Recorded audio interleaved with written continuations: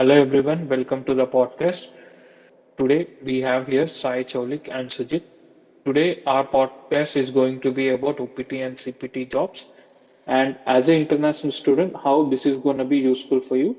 Usually students with F1 visa are eligible for both OPT and CPT and joining us today Sujit and Sai Cholik. Both of them are international students. They are from India and they will be joining us sharing their insights on OPT and CPT. And also, both of them are here students at CMU. So, hi guys, thank you for joining us. Welcome to the podcast.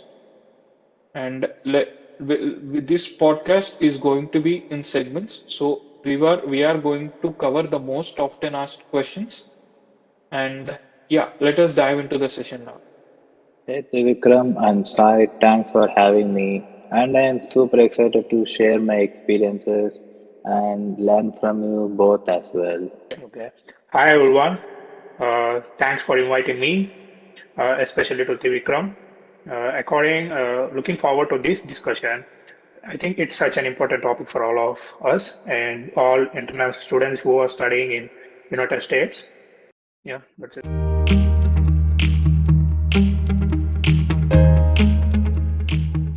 Now, let us first discuss about what are CPT and OPT, first of all, because most of them joining us here are beginners, so they might not have idea about it. So, Sujit, would you like to talk about CPT first? Then we'll go to OPT. Yeah, sure. Actually, CPT is kind of work authorization that's directly tied to our academic program. It has to be related to your field of study, and you can use it for internships, co-ops, and or other types of practical training. You also need approval from your university's international office, and it has to be part of your curriculum, like a course or degree requirement. Uh, okay, so then I think exactly we have to add to that. And CPT is available while we are still as a student in university. I think the key is to plan ahead and apply early as possible because it takes a long time. It depends on the universities of processing of CPT to the international student. Yeah. Okay, so basically they can have CPT while they are doing their graduation, while they are pursuing their graduation. So, is there any minimum time that they need? I think it's Of around course. 1 year, right? Yeah. Of course, there is minimum time. The OPT is slightly different between the CPT. It is not Mhm. tied to your coursework, I think. It Mhm. allows you to work for up to 12 months in your field of study, whatever completing your degree in your university.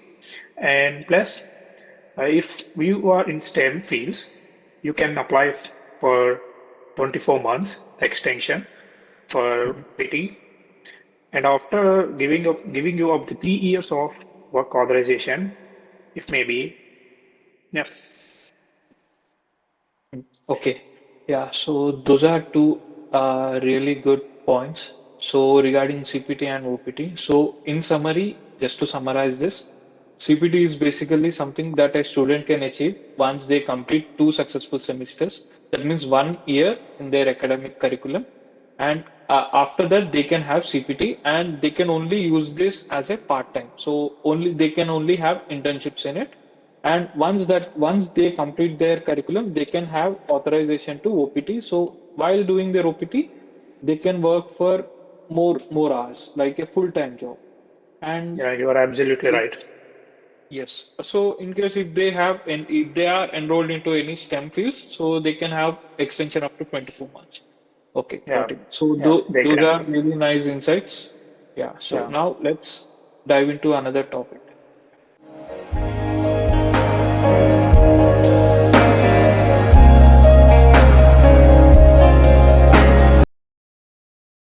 Now, let us discuss. So, as we have discussed what is CPT and OPT, now let's just discuss about how to find a job, how to find a CPT and OPT job. So, now, how does a student hunt for this job by himself? And Sujit, how did you find a job for first as your CPT? How did you find one? Um, yeah, it's a great question actually. For me, it was all about leveraging my university's career services. Most universities host career fairs where companies specifically like look for international students. I also used LinkedIn and platforms like Handshake to apply for positions. Networking was key, though reaching out to alumni students and attending professional meetups helped me land interviews. Yeah, as what Sudhir says. Same here. Networking makes all the difference. And I also want to add to have some well-optimized LinkedIn profile is critical in this. And using the right keywords is related to our field, what we are studying in university, and the field so required we can find you. And don't underestimate the power of cold emails. I think the something they work wonders in in while applying the jobs in LinkedIn or any other websites. Yeah, absolutely. Even I also heard that focusing on your resume, tailoring it for each and every job, and highlighting any academic projects or skills is also important, which would match the role that you are applying for. So you need to tailor your resume accordingly. And also, I have also heard that these cold emails, that's a really good point. Actually, even I have heard some students are doing that. So basically, they randomly send out emails for the recruiters asking for a job and also showing them what are the skills that they have done and writing an email on it and also giving few documents on their projects and stuff so that recruiter can directly check out in that email. So yeah, really Right, good points. Yeah. right.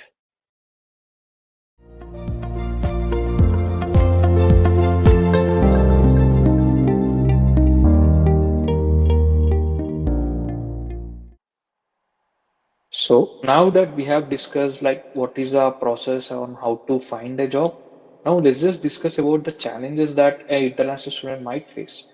Because I understand that finding a OPT and CPT job is not that easy, and finding the right organization is also a bit challenging. So, Sai, can you please give us few insights about what are the challenges that students might face and also solutions Yeah, for those? yeah, Yeah. yeah. The main biggest one is the employment sponsorship. The not all companies are willing to hire international students. Mhm. While we are applying some jobs, when we are in OPT or CPT, they mentioned in the LinkedIn or anything in the description, we are not hiring the F1 students or we are not hiring the international students like that. This is a Yeah. big problem for the international students, right? And Yeah. we have another challenge was navigating rejections. It's Yeah.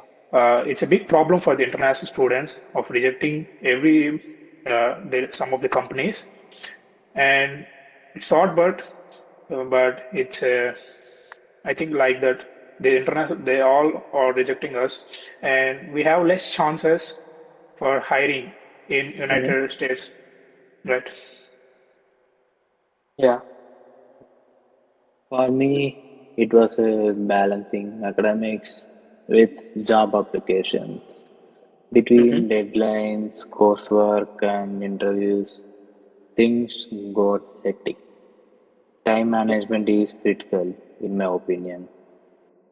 Yeah, yeah, true. Great insights, guys. And I also understand that for OPT and CPT, even I have seen advertisements like few of the recruiters saying that they won't allow, they won't sponsor.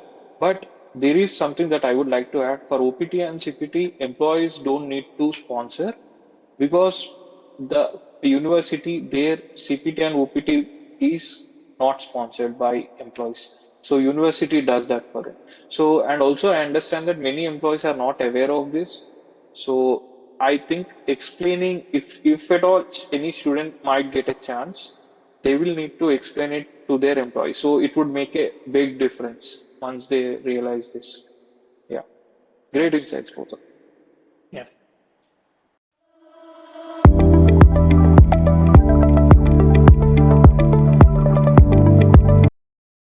So now that we have discussed both OPT and CPT and how an international student can land a job, what are the challenges that they might be facing. So now let's discuss about uh, if at all a student wants to stay in US and legally work after his OPT period, what are the things that he needs to do? I know that H-1B is the visa status that they need to work legally in United States. And Sujit, can you please give us more insights on this? What would be the process like and all? Absolutely, Trikram. The H-1B is a work visa that allows you to stay in the US and work in your field after your OPT period.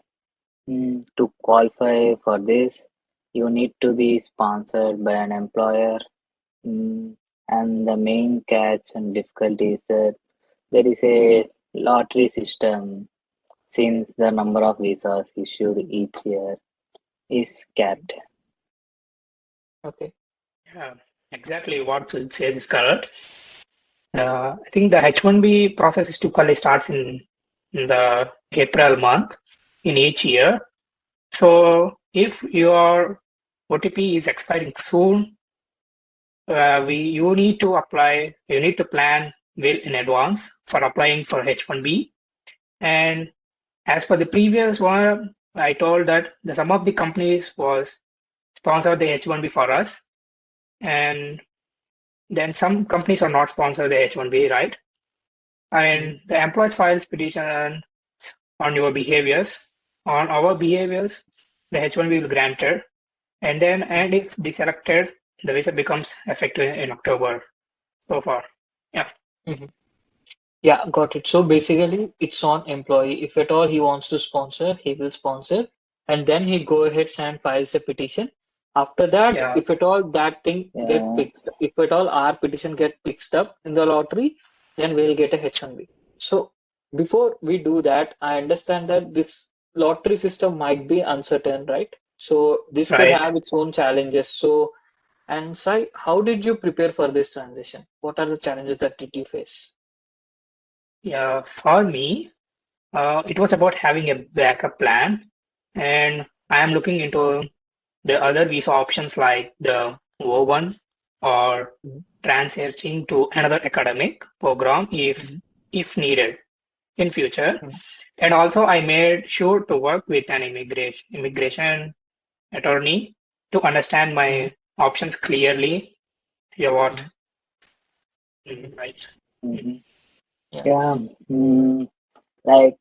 I suggest to another important step is choosing the right employer. Large Mhm. companies often have experience with H-1B sponsorship and are more willing to navigate the process. Yeah. Yeah. Great points. For our listeners, remember that staying informed and proactive is the key during this phase. And do not hesitate to consult your university's international office or legal experts for guidance. Yeah. Yeah.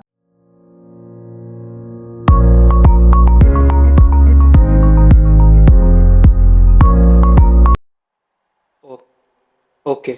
Now that we have discussed both OPT and CPT and also what to do after that in case if the student decides to stay in US and to pursue his career. But now, before we wrap up, can you guys give us some quick tips?